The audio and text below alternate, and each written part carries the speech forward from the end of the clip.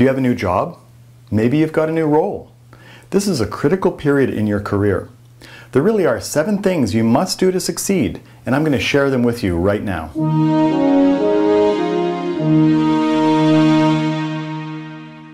Successful managers will eventually move up the ladder or move sideways to new challenges in preparation for the upward move.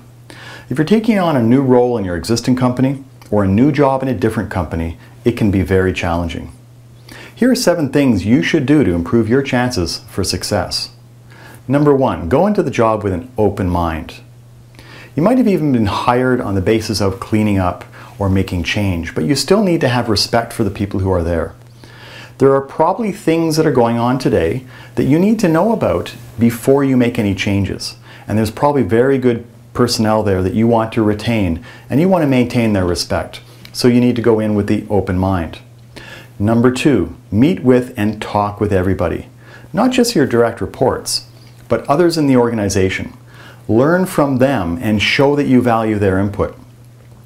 Gather their experience so that when you finally make decisions for things that you want to do, that you're going to put your stamp on, changes you're going to make, you have a much better realm of information on which to base your decision. And if you have to explain it to somebody as to why you've done something, you're going to be in a much better position because you're going to understand what has been done before, and you're going to be able to explain the purpose and reason and rationale for those changes. Number 3, do not make immediate change. Very much like the last point, you need to get respect and buy-in for the changes by listening first, by dealing with people, by selling your change before you make them. If you make them too swiftly, people will look at you and say, he just came in and made changes, but without understanding us and our situation. And then when you do make changes, you've got that context and can explain effectively to your team. Number 4, don't dominate. You're going to come in with an approach or a view of what's going on. And while your opinion and ultimately your decisions are going to matter, you don't and you can't know everything. You need to be open and have a little bit of debate. If you think something is not being done the way you would like it to be and you want some change, have a discussion with those individuals. You might learn something very important. You might still make the changes, but you might actually be able to implement some of their own viewpoints. Because when you take some of their input and you implement that, you're going to get better buy-in. And buy-in obviously is very important to future success. That way you can demonstrate to your team that you're actually working with them for success, not against them. Number 5, managing by walking around. I know it's old, but it is still very valid. Especially if you're new.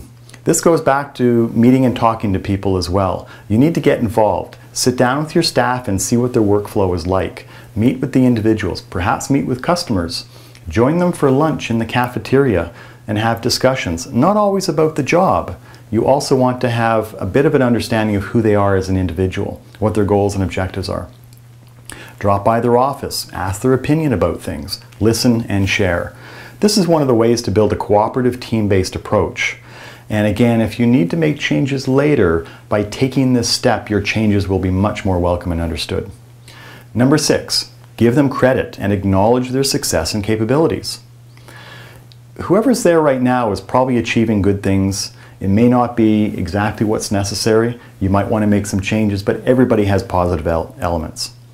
And by giving them credit and patting them on the back, you're going to make it much easier for you to be successful in your new role. Number 7, never stop learning how to lead and how to manage better. Re-examine your approach. What did you do last month? What worked and what didn't? How did you handle a situation with an employee?